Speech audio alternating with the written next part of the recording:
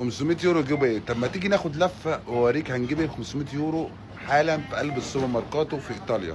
خليك معايا. اول حاجه جبنا طماطم وجبنا كيلو قته. الطماطم عامله 2 جنيه ونص وكيلو، والقته الواحده بجنيه. خليك معايا، ده كده 4 جنيه ونص. وهنجيب واحده عصير قشي بجنيه. وهنا موجوع جميع ورث التراب، فاحنا هنجيب واحده شوكولاته وواحده نجيبها بايه؟ بقلب كوكا. بعد كده جبنا الفطار. وواحده لبن بط بجنيه. لا ننسى يا صديقي بيض جوز خالتي بجنيه 99 قرش. بس احنا هنجيبه اللي هو الارخص، بيض الارانب اللي هو ده ارخص واحسن. ونجيب لنا علبتين طماطم، ونجيب لنا واحده زيت ذره عامله جنيه 79 قرش. خليك معايا. وطبعا البارت ده ممنوعات يا صاحبي، خليك معايا. هنا جميع انواع السمك المحنطه، فاحنا هنجيب واحده سلمون عامله 3 جنيه بس اللي هو ببذره.